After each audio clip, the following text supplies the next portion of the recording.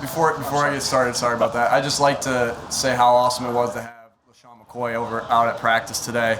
As he's announcing his retirement, just a huge fan of his and what he was as a running back and what he was for this city as an Eagle. Just remember so many plays that he was on highlights, making plays. A little loose with the ball security, but he didn't fumble it very often. So, but it was just good to see him and see. The first time I met him was today, so just good to see a great Eagle that's retiring. What a phenomenal player, and it was good to have him at practice. Go ahead. Rodney McLeod, will he have a role? He's practiced in full. For competitive reasons, we're not going to dish out that, but yeah, he'll be if he's up, he'll have a role, and he will be up. Yeah, obviously we saw him right here, and he's full, and he'll definitely have a role. What was your assessment of Andre Dillard's performance on Monday night, and what does it say about how he handled not winning that job? Yeah, I think his performance on Monday night was I thought was really good against two really good pass rushers. They got some good pass rushers over there at Dallas, and I thought he played an outstanding game. And then you think about that game he played against the Jets, and then you think about the game he played this one. He just had two stacked games right back to back in a row where he played really well, and he's showing us that at practice. So what does that say about him? I think what it says about him is that what you want everyone to think. Like, if I'm a backup, I'm one snap away from going in. And my role is to get myself ready to play. And if I'm on scout team a little bit, it's to get the defense ready to play. But it's ultimately for myself to be ready to play. And he was, and tribute to him, and he played his role really well. Nick, did you meet Andy Reid when he was coming into KC and you were going out? And then being here the past few months, have you, I guess, learned about him from his time here? Yeah. So I was coaching there as Coach Reid got there, and I was in there in 2012, and then Coach Reid was there in 2013, and so I was a wide receiver coach then. So Coach Reid was charged with the task of telling me I wasn't working there anymore. So, but he was awesome. It was actually an awesome conversation I had with him, and I really respected the fact that he took time to meet with me, tell me what he had heard about me, and but he had a guy. He had David Culley, right? And David Culley, who's now obviously we all know where he is. And so, but he took the time to meet with me. In fact, I thought about that when I had to do the same thing this year when I had to tell a guy that I had a guy in place here, and I handled the situation like Coach Reid did for me, because I always respected that. As far as I just know what type of coach he is, a really good coach, and I always say guys that I think are really good coaches are that his team plays with fundamentals, and he puts them in good positions to win. He's a good scheme coach. So those two things, I always have high respect for coaches that have those two things, and and just obviously the record that he has, just think highly of him, and as the rest of the NFL does. Nick, as a play caller, how much do you look at other guys like Andy who've been doing it for so long and have had so much success? Yeah, I think everything. I just am a big fan of studying great coaches in the past, great players in the past, and great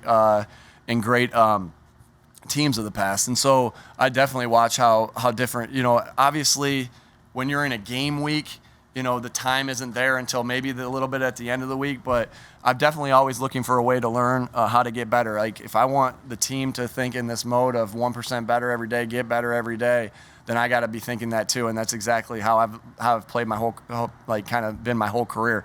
And so always looking at that of how different guys call games. And that doesn't just have to be NFL guys. It's college guys too. I have college ties. My old college roommate is the head coach at Iowa State. So I watch how they call things too. So any good coach that I feel like they have good scheme, I'm looking at that. My brother's a heck of a coach. They score a lot of points in Division III. And so I look at his stuff and how he calls the game as well.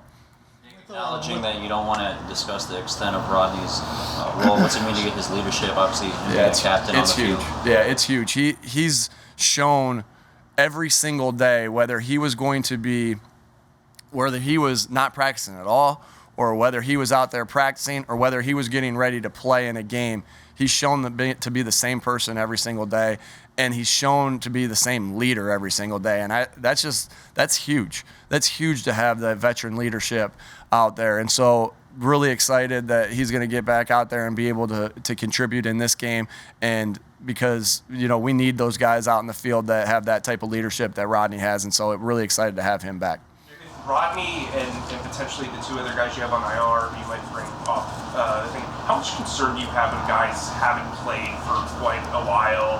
Obviously they've been in practice, but when bullets are kind of flying, how much do you have to kind of weigh that when you're Yeah, I think that just you watch practice and we evaluate practice like we evaluate the game, but we obviously always keep an eye on that just to see how he's getting in there. And sometimes it takes a little bit of time, but sometimes it just takes that one hit that you give or one hit that you get to be ready to go. And so I'm not concerned about that, and just ready to get him out there and rip it out there. Dickerson's been pretty critical of his play in the first 2 weeks he's gotten a chance to. What's your view on that? Are you okay with a young player being that harsh on himself, or do you have to kind of make sure he doesn't get too much that way? Yeah, you always want them to have confidence in themselves, and I don't think Landon doesn't have I know Landon has confidence in himself. I just think that you got to hear how he says it too, and but it's just us holding ourselves accountable. Like I don't feel that. I don't feel that he's down on himself. I just feel that he's a player that wants to get it right, wants to not make the same mistake twice, wants to be better than he was the day before. So I look at it that way, and knowing Landon and talking to Landon and being around Landon every day, that's how he's handling it, and he's just trying to get himself better through it. And so some guys look different when they do it. Some guys drag themselves through the mud just to get themselves better, and so Landon's just critical of himself, but it's all an attempt to get himself better as a football player.